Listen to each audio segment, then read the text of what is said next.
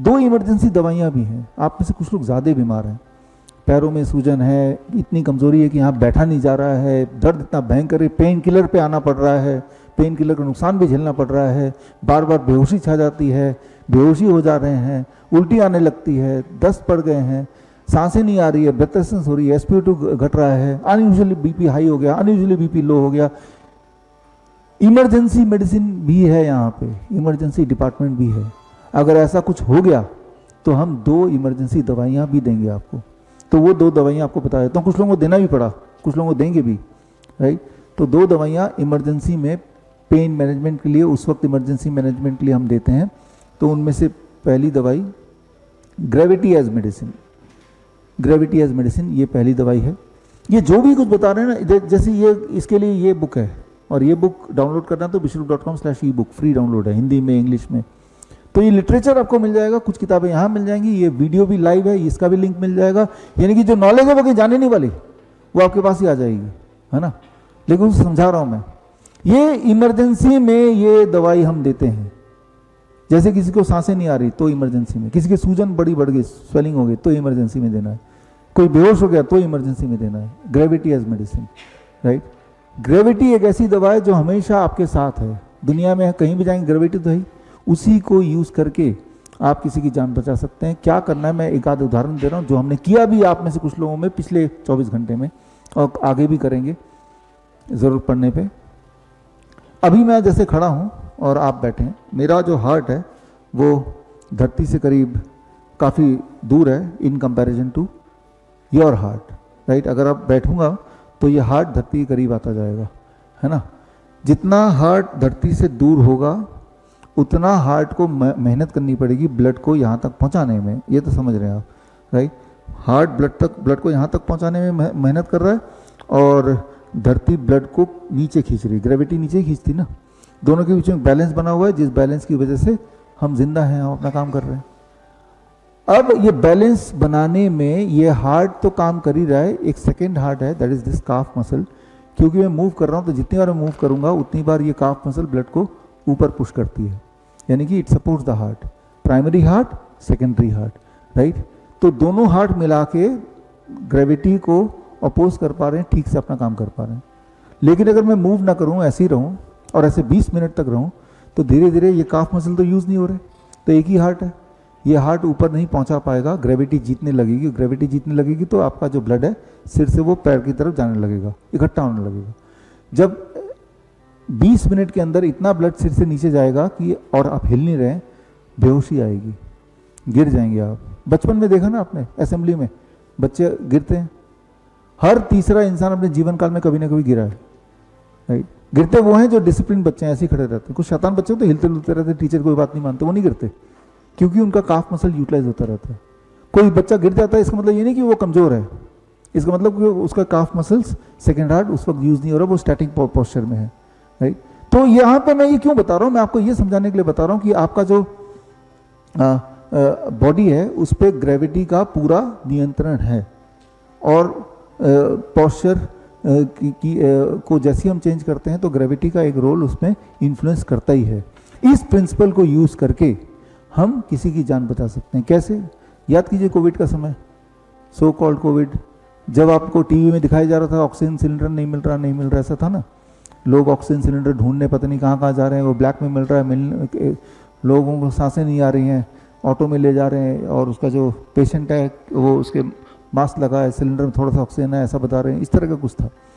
हमारा भी Covid centre था, हम उसे फ्लू सेंटर बोलते हैं, देश का सबसे बड़ा कोविड सेंटर, प्राइवेट, 1200 ऐसे कुछ बेड का था, 1200-1500 बेड का था, वो बहुत बड़ा, फ्री में इलाज होता था। वहाँ पे जो पेशेंट आते थे इस तरह के, तो वहाँ हम ऑक्सीजन सिलेंडर कभी नहीं यूज़ करते, और जो लेके आता था उसको भी हटा देते थे। अब भी ये करते हैं हमारे सारे हॉस्पिटल में, वैसे भी करते हैं हम, लेकिन क्योंकि ऑक्सीजन तो यहाँ पे है ना, सिर्फ उसके बॉडी के अंदर पहुँचाना है, जो कि नहीं पहुँचा पा रहे हैं, फोर्सफुली पहुँचाना है। तो फोर्सफुली कैसे पहुँचाना है, इसको समझना पड़ेगा आपको। देखिए, ग्रेविटी एज मेडिसिन यहाँ यूज़ करना है।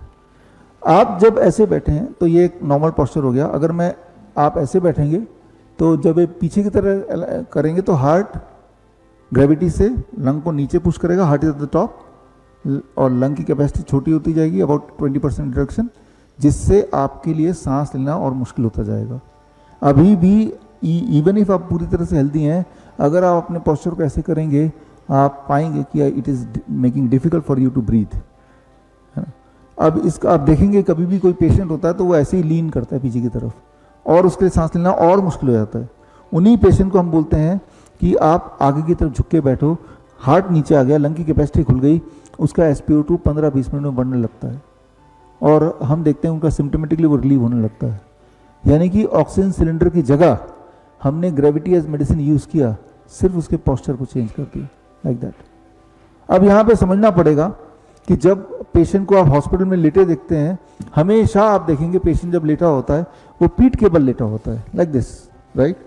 हार्ट ऊपर, लंग नीचे, जिससे लंग का कैपेसिटी कम हो रही है, सांस लेना मुश्किल हो रही है। हम क्या करते हैं अपने हॉस्पिटल में, ऐसी परिस्थिति में पेशेंट को जब हम उसका पोस्चर चेंज कर दिया, अब हार्ट कहाँ पे, नीचे, लंग कहाँ पे, ऊपर, तो लंग हैज ओपनड अप। अब ऐसे पोस्चर में जब कुछ घंटे वो लेटता है, उसका SpO2 बढ़ने लगता है, बढ़ जाता है और वो फिर किसी भी पोस्चर में लेट सकता है। This posture is called prone ventilation. Prone ventilation, ventilator का तो सुना है आपने ना, तो ये नेचुरल वेंटिलेशन है। वेंटिलेटर के अंदर जो जाएगा वो बाहर नहीं आ सकता, वो तो मर जाता है। आज तक मैंने एक भी पेशेंट नहीं देखा जिसको वेंटिलेटर पे ले गए और वो जीवित बाहर आया हो। तो वेंटिलेटर में ले जाने की जगह अगर पेशेंट के पेट के बल लिटा दें तो ब्रीदिंग ही तो करानी है, तो वो लंग एक्सपैंड होता है और ब्रीदिंग होने लगती है। That is called gravity as medicine. तो हर बीमारी में, मैंने आपको अभी हार्ट के लिए समझाया, राइट। आपने कभी देखा कि जब खड़े हैं आप, अरे मैं तो थक गया, मुझे बैठना है, जब बैठे तो आराम क्यों मिल रहा है? क्योंकि आपका हार्ट नजदीक आ गया धरती से, राइट। बैठे बैठे थक गए तो क्या करेंगे, लेट जाएंगे, तो तब और आराम क्यों मिल रहा है? क्योंकि आपका हार्ट, आपका लंग, आपके सारे ऑर्गन एक ही लाइन में है। अब हार्ट को मिनिमम काम करना पड़ रहा है, तो जब मिनिमम काम करना पड़ रहा है तो अब उसके लिए आपको रिलैक्स मिलता है, आपको आराम मिलता है। जब एक बच्चा बेहोश हो जाता है, याद कीजिए असेंबली में स्कूल के, उसको उठा के ले जाते हैं, उसको लिटाते हैं, फिर उसको पानी छिड़कते हैं, उसको कोई हवा दे रहा है, कोई उसको झाड़ फूक कर रहा है, कोई मंत्र पढ़ रहा है, और थोड़ी देर में वो होश में आ जाता है, कुछ मिनट में। फिर लगता है कि हमने पानी उसको छिड़का, कोई बोलता है मैंने मंत्र किया तो आ गया। जब वो लेटा हुआ है तो उसके सारे ऑर्गन एक ही लाइन में है, तो हार्ट के लिए सर्कुलेशन को रीस्टार्ट करना, यानी कि ब्लड को सिर तक पहुंचाना आसान हो गया। तो 2-3-4 मिनट में उसको उसके होश में आना स्वाभाविक है, कुछ करें या ना करें, राइट। तो यहाँ पे क्या किया हमने, पोस्चर एज मेडिसिन। वो जो लेटने वाला पोस्चर है वही दवा है उसके लिए। ये पेट के बल लेटने वाला पोस्चर ब्रेथलेसनेस के लिए वही दवा है। सिमिलरली जो किडनी के पेशेंट हैं, असली वाले किडनी के पेशेंट जो हमारे पास आते हैं, जिनके पैरों में सूजन होती है, आप कभी भी किडनी की पेशेंट की पहचान करनी हो तो पहला पहचान है उनके पैरों में सूजन होगी। ये पहला, कई सारे और पहचान है लेकिन सबसे बड़ी पहचान। जब भी आपको दिखे कि आप जब भी काफ़ी देर तक ऐसे बैठे रहें और खड़े रहें या फिर खड़े रहें, आपके हमेशा पैरों में सूजन होने लगती है, फिर लेट जाएं तो फिर सूजन ठीक हो जाती है। अगर ऐसा आप नोटिस करते हैं तो इसका मतलब ये कि आपका किडनी उतना काम नहीं कर रहा जितना करना चाहिए। तो आप क्या करेंगे, यही इमरजेंसी मेडिसिन यूज करना है, ग्रेविटी एज मेडिसिन, ठीक कर देना उसको हमेशा के लिए। कैसे ठीक करते हैं, आप कैसे कर सकते हैं, इसको मैं डिटेल में अलग से समझाऊंगा, बट अभी ब्रीफली समझा रहा हूं क्योंकि यहाँ पे आप में से कुछ लोगों पे ये कर भी रहे हैं और कुछ पे करेंगे भी। ये आपका बिस्तर है, ठीक है ना, this is your bed flat. अब मान लो इस तरफ सिर है, इस तरफ पैर है आपका, जिस तरफ पैर है उस तरफ 3-3 ईंटें लगा देंगे तो ये इंक्लाइन हो जाएगा ना बेड। जब इंक्लाइन हो जाएगा तो ब्लड जो है, अभी मेरे केस में ब्लड पैर की तरफ ग्रेविटी खींच रही है, इस केस में ग्रेविटी की वजह से ब्लड पैर से हार्ट की तरफ जा रही है। जब ग्रेविटी को यूज करके मैंने ब्लड के डायरेक्शन को, फोर्स के डायरेक्शन को चेंज कर दिया, हार्ट की तरफ मोड़ दिया, किडनी की तरफ मोड़ दिया, और ऐसा मैंने 2 घंटे किया अपने पेशेंट के साथ, पेशेंट खुद ही करेगा, तो ऐसा 15 दिन तक करने से हमने देखा कि हमारे पेशेंट का जो स्वेलिंग वाली प्रॉब्लम गायब हो गई, यानी कि किडनी दोबारा काम करने लगी। तो this is called gravity as medicine. इसे कहते हैं हम head down tilt. Head down tilt खाली पेट करना होता है, पेट भर के खाना होगा तो खाना भी मुंह से बाहर आने लगेगा, डकार आने लगेंगी, गैस्ट्रिक प्रॉब्लम हो जाएगी। तो यहाँ मैं आपको ब्रीफली समझा रहा हूँ, ये सारा कुछ उन्हीं को करना है जिनको जहाँ ज़रूरत है वो हम बताएंगे तब करना है, लेकिन यहाँ मैं ये बताना चाह रहा हूँ कि आपका जो ग्रेविटी है, ये ग्रेविटी आपके ऊपर काम कर रही है, इसी को मैनिपुलेट करके आपका किडनी, आपका लंग, आपका हार्ट, आपका ब्रेन, हर चीज़ में हम कुछ मिनट में फ़र्क ला सकते हैं। जब हम अपने पेशेंट को हेड डाउन टिल्ट कराते हैं तो उसका यूरिन आउटपुट बढ़ने लगता है, उसकी स्वेलिंग घटने लगती है। जब स्वेलिंग घट जाती है, यूरिन आउटपुट बढ़ गया, यानी कि वो किडनी पेशेंट रहा ही नहीं। As simple as that. Initial stage of the kidney patient, जब किडनी पेशेंट नया नया बना है तभी कर लेना है, लेकिन कुछ लोग, अधिकतर लोग हमारे हॉस्पिटल में या हमारे पास आते ही तब हैं जब वो डायलिसिस पे हैं। ऐसे पेशेंट से मिलवाऊंगा। बड़ी से बड़ी बीमारी का आसान से आसान इलाज घर बैठे ही हो सकता है। अधिक जानकारी के लिए कांटेक्ट करें nearest doctor BRC clinic @home।